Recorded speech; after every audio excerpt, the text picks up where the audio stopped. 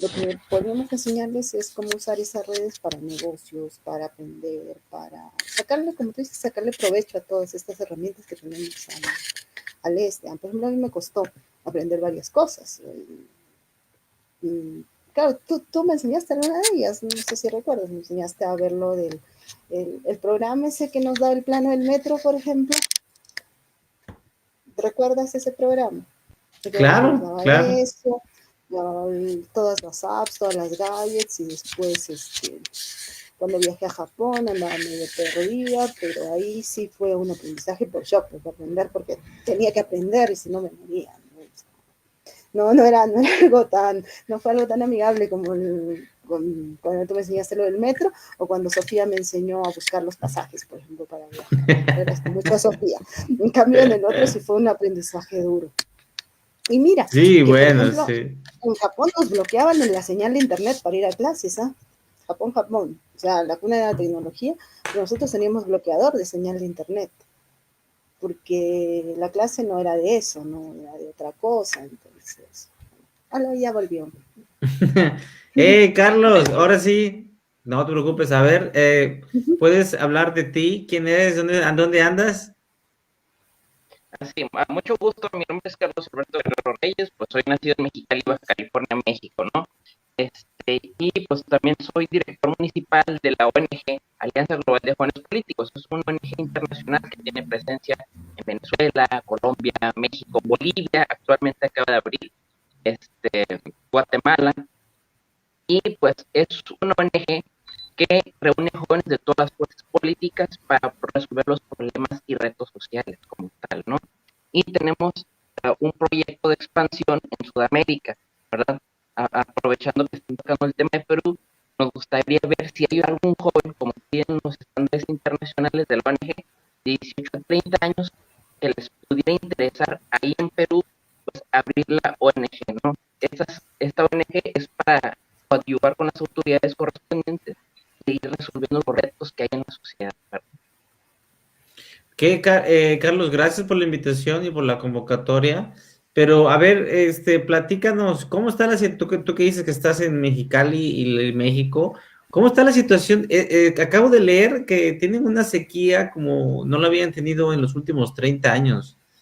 Qué horrible Sí, situación. Y bueno, honestamente, si no hay agua, no hay economía, si no hay agua, no hay estabilidad, si no hay agua, no hay vida. Entonces, debe estar pasándola muy mal. sí, mira, de hecho, hay alerta en varios estados como Baja California, Chihuahua, que estamos en rojos, ¿no? De hecho, hace unos días, pues, se hizo debates aquí en el estado y pues me tocó hablar sobre el tema de los debatientes de Playas de Rosarito, candidatos a alcaldes, y mencionaron el tema del agua. En Playas de Rosarito es un lugar muy turístico en el norte de México, tienen el problema que en el mar pues están drenando pues lo que es el agua de desagüe, ¿no? Y tienen problemas con el agua, no lo están cuidando. Y sí, efectivamente tenemos un problema de sequía, pero hay gente que le llama de saqueo, ¿no? Ya ves que hay grandes compañías como Coca-Cola, entre otros, que consumen miles de litros al año, sin considerar que pues, en México no tenemos una cultura de sustentabilidad y de cuidado del medio ambiente. Llámese también agua. De hecho, acaba de salir una noticia de un youtuber que sacó su propia marca de agua, ¿verdad? Agua de manantial, habiendo pues, crisis en sequía, ¿no? No sé ¿Qué, si lo qué llegaron a ver. cosa? Sí, Que hay alguien vendiendo agua de manantial en medio de la peor sequía de los 30 años en México. Va. Oigan, bueno, yo no sé, o sea, que digo, honestamente, si en una cultura de sustentabilidad en el país, esa persona debería estar renunciando a todo, digo, si es político, no sé, o si es empresario, digo, ¿quién va a comprar eso? hasta donde sé es youtuber, hasta donde sé. Wow, bueno. Lo siento por la situación de la sequía en México. Sé que tiene muchos meses difíciles adelante y que se va a complicar porque Si no estoy mal, creo que las primeras lluvias en México llegan por ahí por junio. Entonces, bueno, todavía tiene un par de semanas más para poder, para poder esperar las lluvias, pero estamos en tiempos donde la naturaleza está un poquito enojada con nosotros y seguramente llegarán más tarde las lluvias a México. Así que, bueno, se vienen cosas difíciles allá, ¿eh? Sí, y aquí localmente, por ejemplo, en Mexicali, Baja California, que es una ciudad norteña de México, tenemos un problema que si bien es desierto, hay baja forestación, ¿verdad? De hecho, aquí en la ONG tenemos un proyecto localmente de empezar a coordinarnos con empresas y gobiernos para ir reforestando más la ciudad, porque dicen que pues, gracias a los árboles y las plantas pues, hay más aire fresco, ¿no? Aquí si tú te vienes a dar una vuelta, las temperaturas llegan hasta los 47 a 50 grados. El récord más alto fue entre 52 y 53 grados centígrados en 1995. Entonces, sí está muy caliente y pues tenemos este proyecto de reforestación pues para que la temperatura vaya disminuyendo mínimo un poco, ¿no? Decías que el agua es más un problema de saqueo que de sequía. Y eso está genial porque eso dicen. No, bueno, eso es porque en realidad el agua es un recurso y bueno, al final cualquier recurso que está que es escaso, definitivamente, de acuerdo a la teoría económica, si es escaso tiene un valor más grande, ¿no? Y tiene a monetizarse y a monopolizarse y a ser peleado por unas pequeñas manos. Entonces, hablando de que el agua es un saqueo, entiendo que México sí, siempre ha sido un país que ha disfrutado de una riqueza ecológica y natural por mucho tiempo, pero que ya no va a ser así en los siguientes años y que va a encontrar una forma de ponerle un alto a las empresas que han monopolizado el agua. Pero creo que ese cambio de poder, de que la sociedad se dé cuenta que el agua no es un producto y debe ser un recurso de bien público, va a ser muy difícil de convencerlos. Hace un par de días estaba de hecho publicando un pequeño post acerca de eso, de que el agua no puede ser privatizable, no puede ser un bien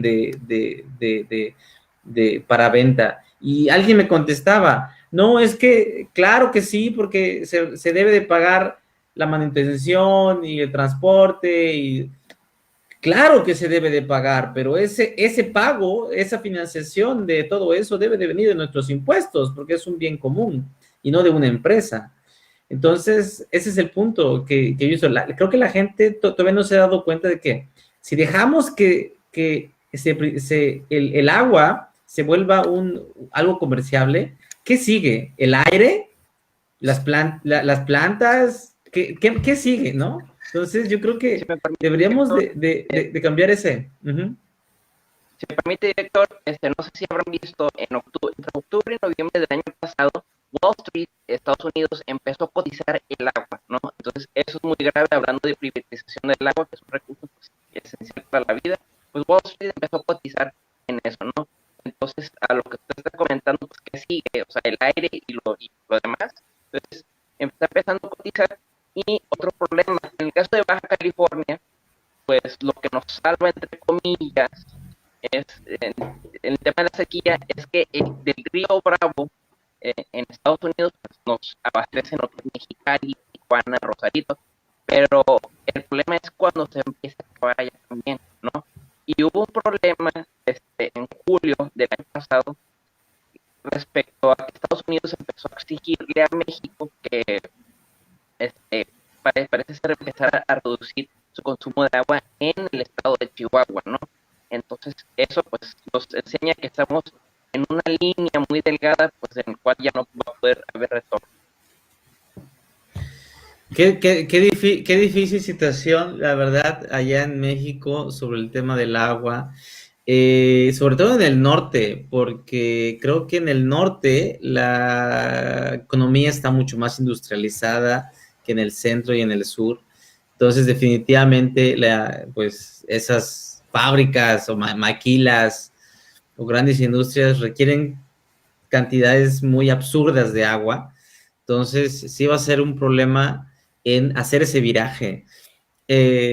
Uno de las soluciones que yo he encontrado al problema del agua en diferentes partes del mundo, digo, definitivamente va a ser muy doloroso, pero por ejemplo, hay regiones en el mundo que se han adaptado a la falta de agua, que es por ejemplo todos los países de Medio Oriente, todos los árabes, todos, Dubái, Qatar. Ellos encontraron una solución en desalinizar el agua del mar, ¿no? Y ellos encontraron una forma de poder sobrevivir así. Sin embargo, el impacto ambiental que genera la desalinización del agua de mar es tan grande o peor que la explotación del agua misma del subsuelo. Es muy sucio desalinizar el agua todavía y requiere inversiones extremadamente gigantes que no dudo que deba haber por ahí un político loco que diga, vamos a desalinizar el mar, cuando en realidad esa solución es mucho más cara que tratar de poder rescatar nuestros manantiales y nuestros ríos. Y todo tiene que ver porque no le quiere quitar el agua existente a las empresas. Entonces, ese es un mensaje a esos políticos que se quiere ocurrir desalinizar el agua, que en este momento esa es una solución que podríamos estar contemplándolo como el plan Z, pero estamos ahorita, todavía no estamos en el plan Z. Así que ¿tú qué opinas en eso? ¿Hay políticos con esa solución ya? Bueno, te pongo el ejemplo, aquí ahorita en el estado de Baja California están en elecciones, ¿no? Están haciendo promesas, regalando el cielo y el infierno, ¿no? Y se tocó ese tema y siéndote muy sincero, de hecho el Instituto Estatal Electoral de Baja California pues, nos hizo una invitación a que opináramos sobre los postdebates. Si ustedes ven los debates, se están pasando la bolita los políticos, los problemas, los temas del agua los tocaron, pero muy por encimita, cambiaban de tema, entonces no hubo una propuesta, algo concreto, ¿verdad? O sea, estuvieron dándole vueltas al asunto y considero que eso es muy grave porque se supone que son nuestros gobernantes. De hecho, ahorita, si no me equivoco, creo que hay una alerta, no recuerdo si en Tamaulipas o qué otro estado de México, parece ser que ya les está saliendo agua sucia. O sea, cuando tú hablas de ya para lavarte las manos, les está saliendo agua sucia. Entonces, o sea, eso es más que focos rojos, ¿no? Wow. Bueno, qué terrible, la verdad. Y bueno, sí, creo que el agua sucia, en cualquier parte del punto del planeta donde se maneja el agua sucia es un síntoma de que tu nivel de agua se está agotando. Pues bueno. Oye, bueno, regresando y para involucrar otra vez a Moni, Moni estaba enfrentando planteando el punto de la migración de los jóvenes. ¿Cómo está este tema en México, por cierto? Hay migración de jóvenes que se están yendo, por ejemplo, a otros países por ejemplo, de Estados Unidos que se están regresando a México por la situación económica, lógicamente por la pandemia. ¿Qué has visto tú ahí? Bueno, en el caso de migración, ahorita está llegando mucha comunidad de Haití, en general en el estado de Baja California, y pues sí, efectivamente hay migración, pero también está otro problema que nadie quiere sacar mucho, que es lo que es la fuga de cerebros, y yo considero eso como México, como país, nos pega muy fuerte. O sea, si tú recordarás, en Claro. el estado de Jalisco lo llaman el Silicon Valley, por así decirlo, de México, ¿no? Hay mucho talento tecnológico, pero al no haber apoyos de gobierno, al no haber becas, muchos jóvenes lamentablemente se tienen que ver obligados a irse a Asia, Europa, Estados Unidos. Está bien, excelente, quieres estudiar en una universidad extranjera, perfecto, pero yo siempre he dicho crear el Mexican Dream, o sea, aquí, o sea, tráete tus conocimientos y aplícalos acá, ¿verdad? Y lamentablemente no, esos jóvenes se van para nunca más volver y nosotros nos quedamos estancados donde siempre, ¿verdad? Eso es un buen punto, porque de hecho creo que la Universidad de Oxford publicó ya cuánto cuesta que tus mejores cerebros, el mejor cerebro de un país se vayan y se queden en otro lado. Y no hizo la medición de cuánto le cuesta en pérdida a un país, por ejemplo, México. Hizo la medición es cuánto contribuye el talento migrante a la economía de Gran Bretaña, ¿no? Y hizo un cálculo de billones, ¿no? Entonces, básicamente, esa ganancia de billones a una economía extranjera es la pérdida de billones de una economía, por ejemplo, de México o Perú. Y creo que eso es un buen punto porque Mónica, perdón, estaba abordando ese tema de que en realidad esta migración de jóvenes pues está dejando sin ideas, está dejando sin energía económica, sin esos negocios que deben de ser creados o ese dinamismo que debe existir en la economía. ¿No es cierto, Mónica? Sí, claro, yo vi ese informe que mencionas en el que hablan de que contribuyen billones, pero y todo eso pienso que si volviera a los países de origen podríamos ayudar a salir de las crisis en las que están atravesando, ¿no? Si todos esos jóvenes o retornaran a los países o decidieran quedarse en sus países de origen, ¿no?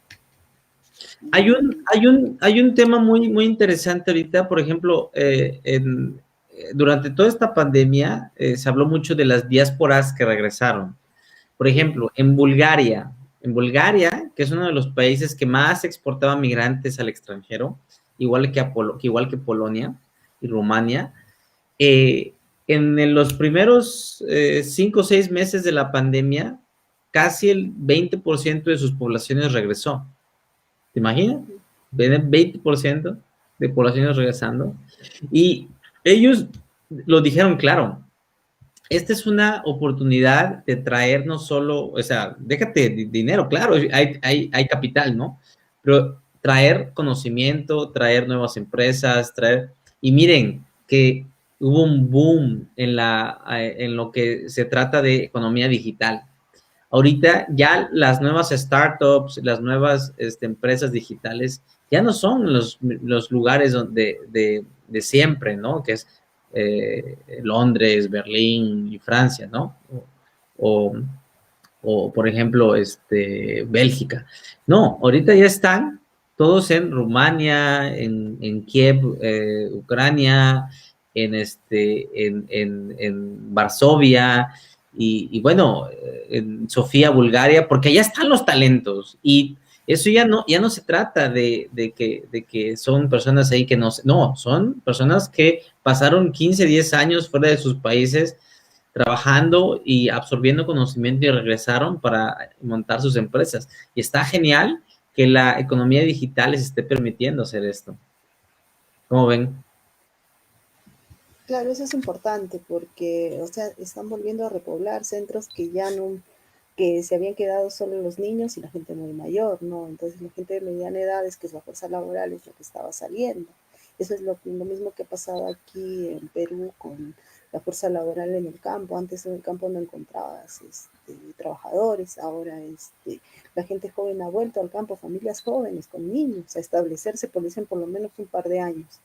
Y si se dan las condiciones, ya es gente que planea quedarse, ¿no? Entonces, si nosotros hablamos de que somos un país agrícola, se está invirtiendo en mejorar las condiciones de vida de estas familias para que permanezcan en el campo, ¿no? O sea, yo pienso que ahí también podrían verse algunas políticas de apoyo a estos migrantes retornados, por ponerlo de algún modo, ¿no?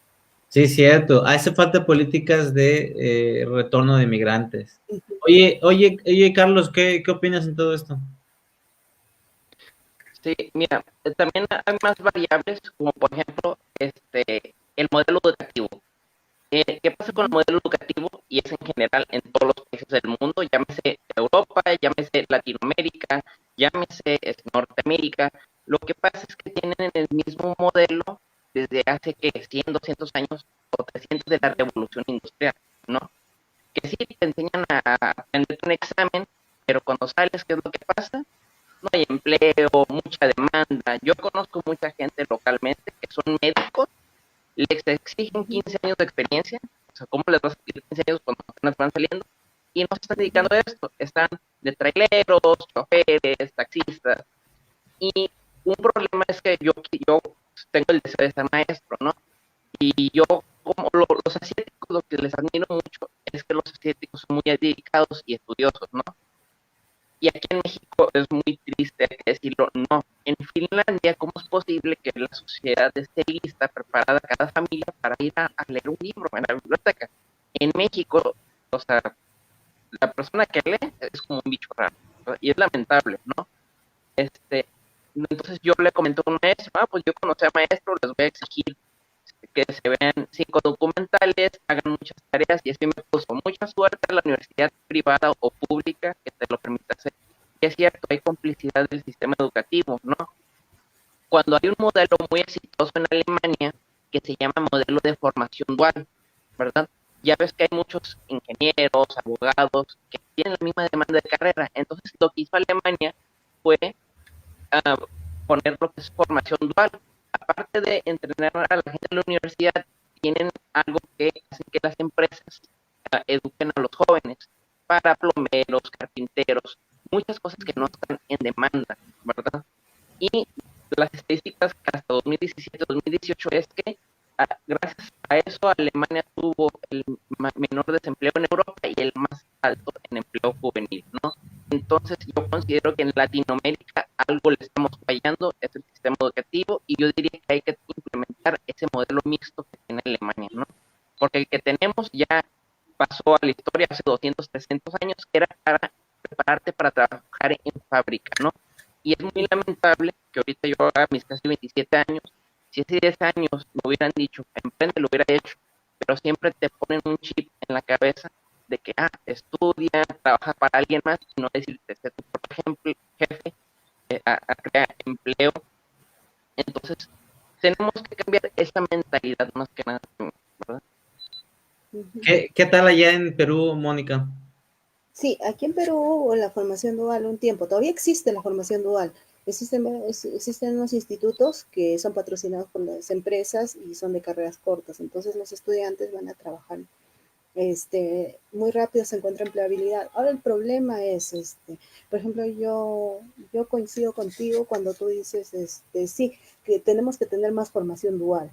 El problema es que la gente le mete el chip, no anda a un escritorio, estudia para abogado, para gerente, pero el problema es que nuestras empresas no pueden tener tanto gerente y para mando medio hay mucha demanda. Y ahora, por ejemplo, volvemos al tema de la política. Nuestro candidato, el maestro Castillo, dice que ya no va a haber ese tipo de formación, sino todos van a ir directo a la universidad. Nuestro mercado laboral no puede absorber tanto licenciado, tanto Ujú, doctor, tanto ujú, gerente. ujú. Necesitamos mandos medios, como tú dices, necesitamos que se copie, que se difunda más el modelo alemán, porque incluso los técnicos de mando medio son los que tienen más empleabilidad y ahora ganan incluso más que un profesional. Por ejemplo, un profesional está con un promedio de, cuando empieza, $500, pero un técnico gana 800 a 1000, saliendo de la formación dual. Entonces, si nosotros queremos empleabilidad de jóvenes, no podemos pensar en que vamos a poder absorber tanto gerente, tanto abogado, cuando en realidad se necesitamos, por ejemplo, cuando se planteó el desarrollo del gas, necesitábamos técnicos que trabajen en la expansión de las tuberías del gas. No hay, hasta ahora no tenemos como profesionales técnicos que impulsen eso para que nosotros, siendo exportadores de gas, podamos tener una conexión doméstica.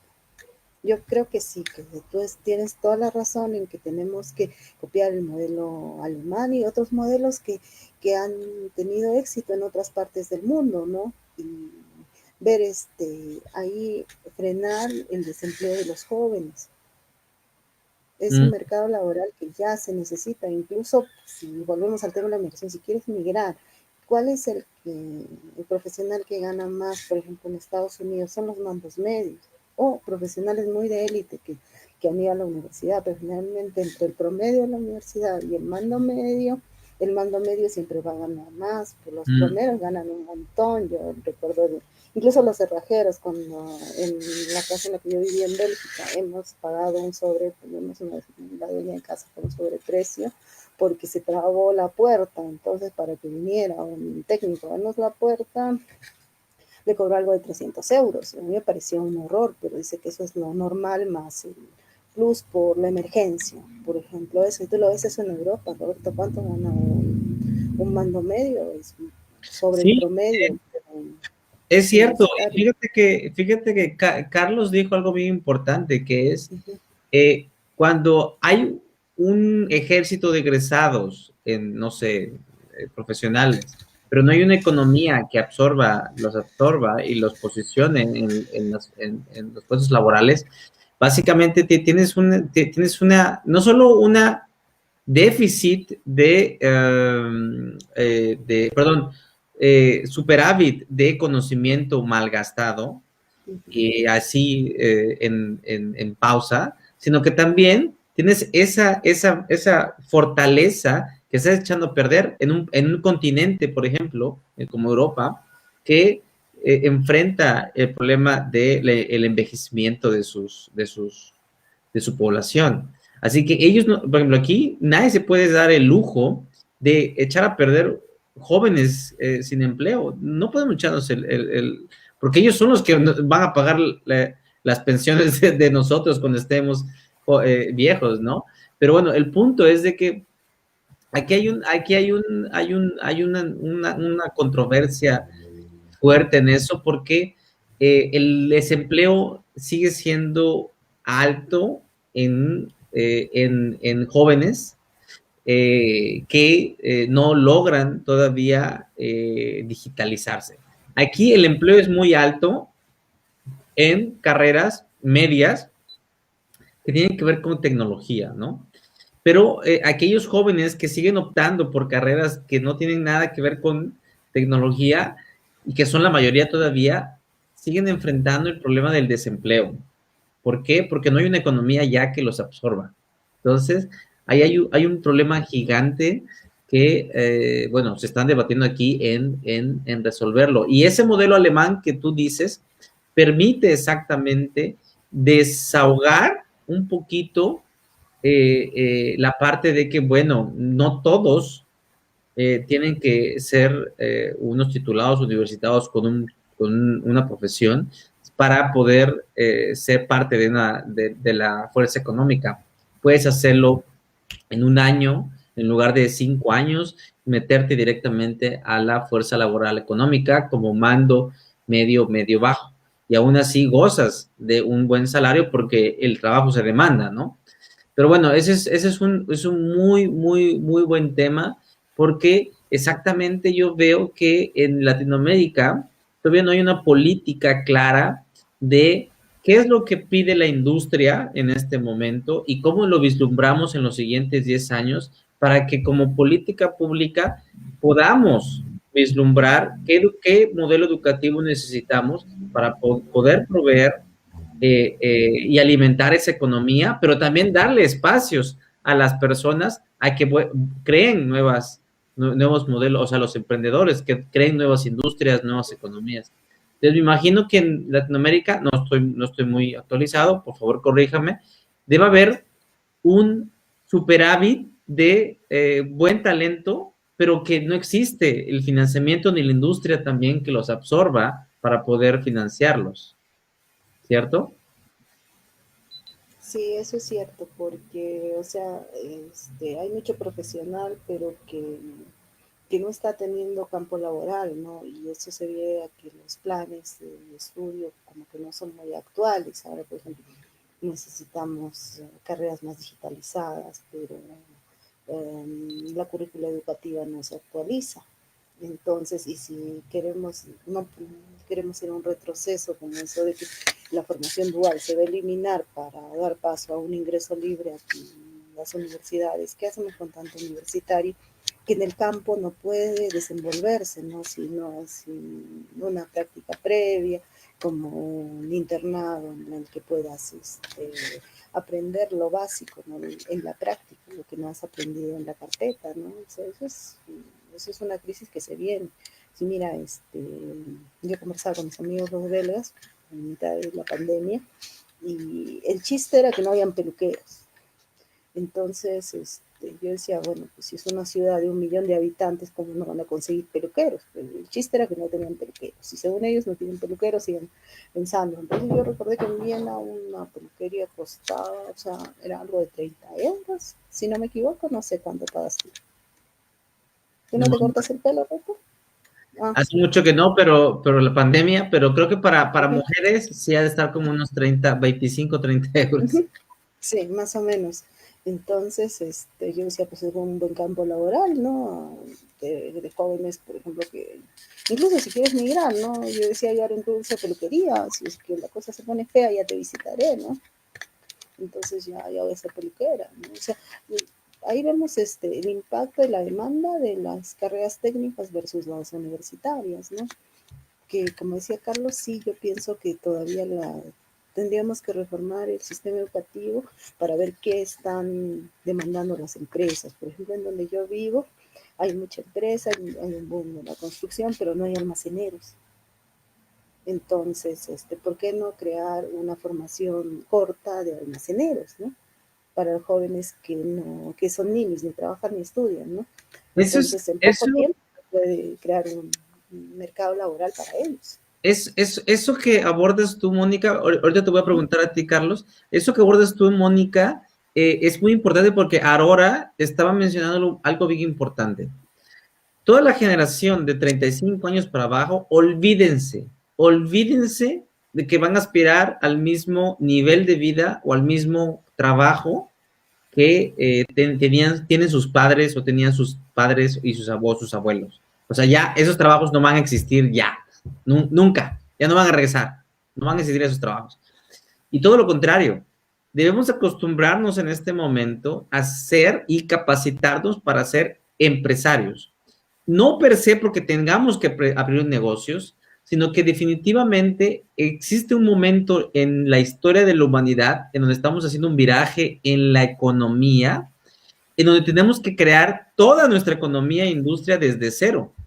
Y básicamente eso requiere que nosotros mismos podamos entender que debemos de adaptarnos a esa demanda, no de la economía misma, sino la demanda del viraje en la humanidad, que es cómo podemos repensar nuevos servicios y nuevos productos totalmente desde cero. Entonces, eso sí nos requiere, pues lógicamente,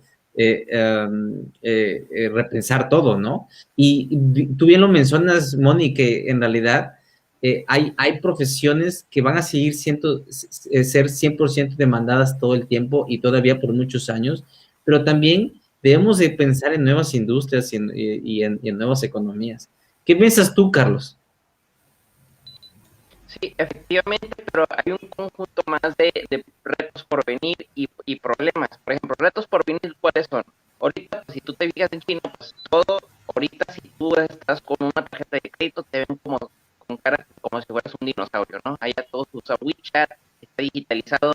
En México, pues seguimos usando el billete, o sea, cuando deberíamos estar ya más avanzados, pero el problema es qué políticas públicas o de protección hay para el futuro cuando llegue la era de robotización, automatización y 5G en México y Latinoamérica. Hay un gran problema porque efectivamente cuando llegue la era de la inteligencia artificial que ahorita se está viendo, si tú no tienes una política de protección al trabajador joven o no, pues evidentemente pues, te va a desplazar una máquina, que la gente dice que no, pues, claro, se está viendo en Europa, ¿verdad? Y en otras partes, ¿no? Y además, regresando al tema de migración joven, doy un ejemplo aquí en Mexicali, yo veo muchos jóvenes que cruzan Estados Unidos lamentablemente, pero no para ejercer su profesión, sino a veces para trabajar en un McDonald's o algo, y creo que, si, corrígeme si estoy equivocado, creo que el salario mínimo ya lo subieron a $15, ¿no? No, no tengo idea. Bueno, algo así, está entre 8, 10 a $15, ¿no? Entonces, es triste que los jóvenes no puedan triunfar en las áreas que ellos estudiaron o aspiran, ¿no? Y otro gran problema, considero, es que en Forbes el año pasado sacaron, aquí en México en especial, que los millennials pues, la vamos a tener complicada, porque ahorita para obtener un crédito para casa o algo, ahorita las viviendas ya se dispararon, ¿no? ¿Cuánto joven, pues yo conozco, que tienen 30 años y viven con sus papás, pero no es porque sean holgazanes, sino es que no hay las condiciones? Te pongo un ejemplo, el desarrollo estabilizador de México, que fue de 1940 a 70, tenemos un crecimiento de 4 a 6.9 anual, el mismo que China, ¿no? Actualmente. En esos tiempos, un ingeniero podía comprar 2 hasta 3 casas. Ahorita no te alcanza. Te doy un ejemplo de la canasta básica de Mexicali. Yo para comprar huevo, jamón, algunas verduras, pan y tortillas, sin contar otras cosas, son 500 pesos. Cuando hace 10 años, tú con 1,000 pesos puedes comprar muchas cosas que son maravillosas, ¿no? Entonces son un conjunto de problemas que van haciendo una bola gigante de nieve, ¿verdad? Así es, Carlos. Y bueno, chicos, para concluir y para seguir con la temática de la tema de migración, fuga de cerebros, ¿qué opinan ustedes? ¿Cuál sería la mejor solución desde el punto de vista, primero a nivel empresarial y otra vez desde otro punto de vista de política pública? Tú, Moni, si fueras ahorita, en este momento, la persona con mayor poder empresarial, es decir, poder económico en el Perú, o si fueras el presidente de Perú, ¿cuál sería la solución así que, pum, podría resolver este problema de empleo juvenil y fuga de cerebros? El empleo juvenil yo creo que viene en abrirnos más a que vengan más inversiones. Mientras más empresas lleguen, va a haber más trabajo. Y en reformar la currícula educativa, yo creo como Carlos que la formación desde la escuela tiene que ser dual, desde la secundaria, porque antes sí se veía eso, después reformaron la currícula y ahora simplemente se va a eliminar, porque mientras desde más jóvenes les enseñes destrezas de las que puedan ellos obtener un rédito económico, está bien. Y otra cosa que tienes que hacer es educar para el emprendedurismo, porque la situación, ahora con la pandemia hemos visto que el progreso de Perú era tan frágil como una cáscara de huevo que se rompió. No hemos podido mantener la estabilidad económica en la crisis, a pesar de toda la inversión que se ha hecho a nivel de Estado. Ahora, a través de las políticas, yo pienso que deberían haber incubadoras de negocios, pero que sí funcionen, por ejemplo, como las que hay en Estados Unidos, y que en las que tú llegues con una idea, puedas sustentar tu idea y te den el capital semilla. Eso es lo que nos falta. Hay en este tiempo en el que estaba trabajando en la ONG he visto mucho talento, he visto muchos jóvenes con buenas ideas, con ganas de salir adelante, de lograr el progreso de ellos y no solo de ellos, sino de dar empleo a sus familias. Entonces tú puedes hacer tanto con tan poco capital, como te decía, Ujú. $300 no es mucho, pero a ellos les cambias la vida. Entonces yo pienso que la política debería ir parte de apoyo al emprendedurismo, como dijo Aurora, eso me encantó, la forma en la que ella ve todo empresarialmente, que no se ha visto antes, que la ONU era muy paternalista, el manejo era diferente. Ahora la forma en la que ella quiere manejarlo a mí me parece genial, como una empresa, ¿no? Que una empresa siendo un monopolio tiene que triunfar. Y justamente aquí venimos a, por ejemplo, yo apoyo lo que dice Carlos, el agua es un monopolio natural, porque tienen que haber pérdidas en una empresa de agua que es la única, ¿no? Entonces debería haber ganancias. Y la ganancia no es solo económica, es el bienestar de la población, viene en todo eso. Entonces yo pienso que deberíamos reformar, a modernizarnos, a ver el mundo como es ahora, ya no sentirnos un dinosaurio que no evoluciona porque no evoluciona, ¿no? Que está, que se quedarnos en ideas arcaicas que ya vimos que no han funcionado, o que si funcionaron bien en su tiempo, ahora ya no van a funcionar. ¿Por qué? Porque el mundo ha cambiado, nuestro contexto está cambiando, entonces yo creo que parte del crecimiento económico tiene que pasar por la educación, educación en todos los niveles y educación financiera, que es lo que nos falta a muchos. Yo voy a mi caso, ¿no? O sea, que, por ejemplo, yo aprendí muchas cosas, como te decía, a golpes, ¿no? no tuvimos una formación en eso, pero ¿por qué vamos a negarle a las generaciones que vienen una buena formación en educación financiera? A emprender, a cómo administrar, a cómo tú puedes potencializar a través del uso de las nuevas tecnologías esos pequeños recursos y esos pequeños capitales semillas que se les puede dar. Ahora, a nivel de políticas de Estado, es reformar todo para formar más técnicos. Eso sí, si queremos crecer, tenemos que desarrollar industria a nivel continental, ¿no? Entonces, si queremos desarrollar industria y dejar de exportar materia prima, necesitamos técnicos mando medio, medio bajo y medio alto. No solo gerentes, que está bien. Una empresa puede tener 10 gerentes, pero no puede tener 100 o 200 o 300 como técnicos, ¿no? Y formarlos de acuerdo a las exigencias del mercado. Por ejemplo, en formación dual yo oí que los centros en los que se dan antes daban ciertas especialidades, por ejemplo, industria alimentaria, que luego se quitó. ¿Por qué? Porque llegaron las inversiones mineras. Entonces ahora dan mantenimiento de maquinaria pesada de minería.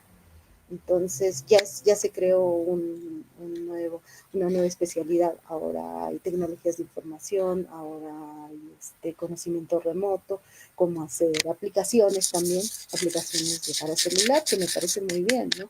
Pero eso yo pienso que ese tipo de conocimiento se debería masificar. No solo ir a un centro que existe por cada capital de región, sino que llegue hasta donde se pueda, ¿no? Incluso hasta las pequeñas comunidades. Creo que eso sería para resolver tu pregunta, mi opinión. Bravo, Moni. Tú deberías de ser una muy buena, gobernadora, porque en realidad tienes muy buenas ideas. Muy buenas ideas. Carlos. Sí. Bueno, si yo lo viera desde el punto de vista empresarial, también en México pues hay contradicciones. Vemos empresas que te piden 18 a 30 años, pero te exigen más, te exigen maestría, entre otras cosas, experiencia, cuando, o sea, la realidad te pinta otra cosa. Vas saliendo de la universidad y ya te piden 2 años de experiencia, o sea, ¿cómo está eso? Otra cosa es que no, después esa misma empresa te dice, no, límite de edad hasta 40 años, cuando hay adultos mayores, o sea, que ya por alguna X o Y enfermedad o abandono, no están trabajando porque les guste, sino por necesidad. Entonces, hay empresas que, pues, o sea, no se ponen a ver eso, y considero que si yo fuera un gran empresario, sería de darle la oportunidad a los jóvenes. Por ejemplo, en México hay un programa que se llama Jóvenes Construyendo el Futuro. Creo que es para escuelas públicas, yo estoy en privada, ¿no? Entonces, sería obligar, decirle a si yo fuera empresario, darle la oportunidad a jóvenes de universidades privadas también. ¿Sabes qué? Está bien, uh, ¿quieres trabajar conmigo? Ok, te doy 1 o 2 semanas a ver cómo te desenvuelves, ¿verdad? Si no das el ancho, ok, te doy tu liquidación, no sé, 1,000 pesos, 1,200, 1,300. Ninguna empresa donde yo sé lo hace, ¿verdad? Y por 1,000 o 2,000 pesos que desembolsen, nadie se va a morir, ¿verdad? Las empresas, pues, o sea, que son las pymes, generan más del 50% del Producto Interno Bruto, pueden recuperar esa inversión, ¿no? Y a mí se me hace injusto pues, que a los jóvenes no se les da esa oportunidad, que porque no tienen experiencia, que no sé qué, cuando esas mismas empresas desconocen que la mayoría en México de la población es joven o millennial, ¿verdad? Y en el caso si fuera político, pues hacer una iniciativa de ley de obligar a las empresas que contraten a los jóvenes, que si no dieron el ancho, que si, o cómo poder decirlo, o que si no cumplieron las expectativas, ok, está bien, liquídalo, pero al contrario, muchas empresas tienen el outsourcing, es una forma de contratación, explotación, entre otras cosas, ¿no? Entonces, yo considero que el empresario, fuera chica, mediana o gran empresa, debería darle esa oportunidad a los jóvenes, ¿verdad? Porque hay mucho joven preparado, pero si no les dan las condiciones, las oportunidades, vemos que la fuga de cerebro inmigra en otros países donde esos países saben sacarles el potencial. ¿Cómo es posible que en Silicon Valley, aparte de asiáticos, hay latinos triunfando ahí? en la NASA de Estados Unidos. ¿Sí me explico? Entonces considero que debemos crear en Latinoamérica el Latin American Dream, ¿no? El Perú Dream, el Mexican Dream, el Guatemala Dream, Ujú, el Argentina Dream, es el sueño de cada país, ¿no? O sea, que ujú. ir Oh, por ejemplo, el Mexican Dream sería el sueño mexicano, el sueño peruano, el sueño boliviano, crearles esas condiciones a los jóvenes y a las nuevas futuras generaciones por venir para que no nos pase lo mismo que Europa y Japón, que ahorita está envejeciendo su población y no saben qué hacer. La decadencia en Japón llega a tal grado que muchos jóvenes no se están casando ahorita. Entonces, eso es muy grave, ¿no? Buenísimo, Carlos, me encantó lo me de encantó Latin tu, American Dream. me encantó tu idea. ¿Sabes qué? ¿Cómo la completaría yo, Carlos? Este, aparte del programa de empleabilidad de jóvenes, ¿sabes qué sería lo que yo haría? Que es un programa que yo vi en Japón. Haría que los directores de área que ya se estén retirando de las empresas, antes de retirarse, entren a un programa de mentoring. Entonces, ¿qué hace? Tú aprendes de un senior, por decir alguien que ya está bordeando los 60, que entrene a alguien menor de 30. Mm, Entonces, ahí uno que tú reenganchas al jubilado y el jubilado ya a los 60 ya no se va a morir. ¿Por qué? Porque tiene una nueva responsabilidad, ¿no? De repente ya no dirigir la empresa, no dirigir el área, pero sí formar a los jóvenes que, por ejemplo, entrarían en el programa que tú estás sugiriendo, en el Latin American Dream. Entonces, toda la experiencia de esta generación que se está yendo la absorberían los jóvenes. Entonces, ahí vas a tener unos técnicos capacitados de lujo, al 100%, que eso es lo que yo he visto en Sí, Japón. Por ejemplo, mi mentor fue el jefe del proyecto que desarrolló el primer robot, tenía 83 años, ya se estaba retirando. Pero ¿qué hicieron? Él se jubila a Yaskawa y entra a un programa de mentoring. ¿Para qué? mm, Para ser mentor de ingenieros latinoamericanos que van a capacitarse a Japón. Pero te imaginas qué lujo que el jefe del proyecto del primer prototipo de robot haya sido mi mentor. Fue una cosa increíble y yo fui muy afortunada porque él ya se estaba retirando. Era su año mm, de despedida. Pero sí. sin embargo, él estaba entrenando a otra persona que iba a seguir a otro jubilado que iba a seguir su cargo. Entonces, todo ese conocimiento ya no se pierde, ¿no? Sino del manejo de la empresa, desarrollo de productos, de proyectos, todo eso es transferido a las nuevas generaciones. Ujú. Y para completar tu visión de Japón, Carlos, ¿sabes qué es lo que están haciendo ellos? Ellos están preparándose ya para abrirse. La población ya ha envejecido y ellos saben, por ejemplo, en la isla de Kyushu hay 4% de déficit de empleos que están ellos absorbiendo a vietnamitas y a algunos países de sudeste asiático que son musulmanes por el índice de criminalidad, que los musulmanes tienen menos índice que los latinos. Y yo tuve la oportunidad de visitar una escuela donde había niños muy pequeños, de 0 a 3 años, creo. Entonces, ¿qué hacen? Nos dijeron que llevemos regalos para 25 niños. Entonces nosotros íbamos, visitábamos la escuela y le hablábamos un poco con intérprete de la cultura, de si no podemos llevar videos de los países, y le entregamos un presente a cada niño del aula que nos tocó visitar. Entonces yo vi a través de eso que, ¿qué están haciendo ellos? Están preparando para que las nuevas generaciones no sean xenofóbicas cuando ellos se abran. ¿Por qué? Porque si tú desde la primera infancia educas al niño y le dices, mira, el extranjero es bueno, el extranjero trae su cultura, el extranjero no viene a agredirte, sino a compartir contigo, ya estás logrando un avance grande en educación y en lo que va a ser la apertura de Japón al mundo. Yo quedé maravillada con ese programa.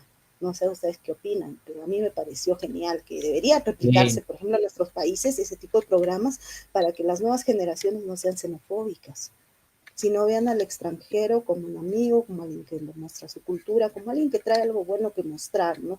A menos que muestres lo contrario, pero ya eso ya son casos aislados, ¿no? Sí, sí, son Uh mínimos, -huh, son mínimos, sí. uh -huh. Entonces, por sí, ejemplo, a mí me compañero. gustaría un programa así aquí, ¿no? Para que los chiquitos ya no crezcan siendo xenofóbicos por la influencia de las Si familias, me, ¿no?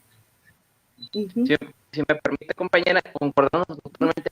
El punto que usted acaba de mencionar, incluso en Alemania se sabe que veneran mucho a la tercera edad. ¿A qué grado? Y ujú, usted acaba de poner el mismo ejemplo. En Alemania, los que son ya adultos mayores, ujú, están en una empresa, los usan para que capaciten a las nuevas generaciones, ¿verdad? ujú, O sea, usan el talento viejo para educar al nuevo. ujú, Lamentablemente en México, imagino que en Latinoamérica no es así. Yo veo que ujú, muchos gente de la tercera edad que tuvieron maestría, doctorados, fueron gente ujú, importante, los tienen ahorita en un supermercado o en una tienda dando productos que no ujú, tienen prestaciones, no nada, los que te guardan el mandado cuando tú compras, ¿verdad? A mí se me hace ujú, una ofensa, ¿verdad? Porque son gente que formaron parte de la fuerza laboral de antes y pues se les está ujú. dejando desamparados o los dejan en asilos, cuando en Alemania todo lo contrario, los utilizan para que enseñen a las nuevas generaciones en las empresas y no los dejan desamparados como aquí, o sea, ¿verdad?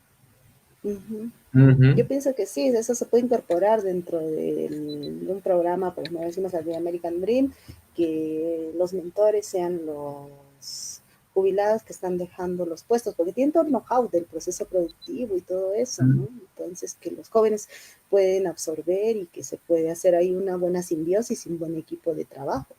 Ujú. Buenísimo, chicos. Llegamos a la conclusión de esta bonita charla. Gracias, Mónica. Gracias, Carlos, por venir. Estuvo muy buena. Un aplauso para ustedes.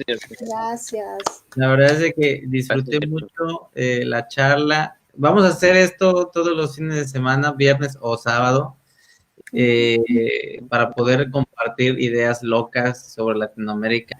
Hoy hablamos sobre tres temas, que es migración, temas del agua, también el tema de fuga de cerebros, que miren, nacieron y se van conectando del uno al otro muy naturalmente. Y esperemos que el próximo fin de semana podamos encontrar otros tres temas, otros tres, cuatro temas que también se den de la misma manera y que estén reflejando la realidad de nuestros países. Mónica, la verdad es de que me encantó tu gran agudeza en cuanto tú tienes una capacidad de crítica y capacidad de análisis muy profundo, así que por favor únete a la próxima fin de semana en la conversación. Carlos, bueno, Carlos, tú eres gracias. un joven maravilla, Ujú, así que por favor no te pierdas el siguiente fin de semana para que puedas venir a charlar sobre los temas.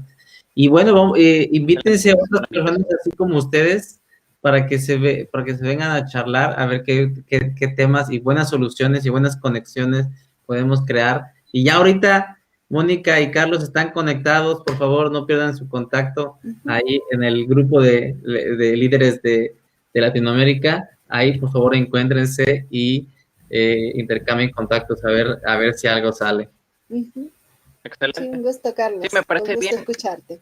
me parece bien, compañera, como le comenté, en Perú hace falta gente para la ONG Alianza Global de Jóvenes Políticos, ¿verdad? Nos gustaría Ujú, que algún joven de 18 o 30 años pudiera fundarla. En Bolivia ya la fundaron, ¿no? Y como les dije al principio, ahí juntan a jóvenes de todas las fuerzas políticas con un solo objetivo, en el cual es trabajar por el bien de la sociedad, ¿verdad? No importa el color, ujú, no importa el partido, ahí es trabajar por el bien común de la sociedad, ya independientemente si se quieren lanzar algo en un futuro, pues adelante, eso es un punto de aparte, ¿no? Y considero pues, que esta ONG pues, da oportunidad a muchos jóvenes que no quedan en un partido o no se ven representados, ¿verdad? Los hace líderes más que nada. ujú. Buenísimo. Bueno, Un buenísimo, gusto, chicos. Roberto. Pasen bonito día por allá. Yo ya por aquí ya son casi las 11 de la noche. Ya nos vamos a dormir por acá. Ujú, Y yo pronto estaré en Latinoamérica. Yo llego a México el 24, 25 de mayo. Y ujú, bueno, yo voy a empezar a abordar temas, temáticas, contenidos, invitados, todo en español y enfocado a Latinoamérica. Así que bueno, gracias por acompañarme y por favor, gracias por la invitación. mándenme unas recomendaciones a ver a quién podemos entrevistar.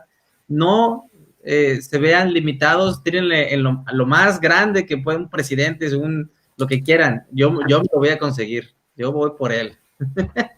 Y lo- Podemos también invitar a amistades con buen currículum social de ayuda social también. Sí, claro, bueno, valdría la pena, digo, por la inversión de tiempo y promoción y todo esto, que sea alguien con muy buen perfil, porque invertimos mucho tiempo en preparar todo. Así que sí, siéntete libre de invitar a alguien que lógicamente valga la pena y que tenga ideas buenas. Y sí, claro que sí. Muy bien. Muchas gracias, Buenísimo. director. Chicos, Listo, gracias, Moni. gracias. Descansa, o bueno, Un perdón, disfruta el abrazo, día. saludos Adiós. a todo el equipo. Ok, Gracias, chao, chao. Nos vemos, chao. buenas noches.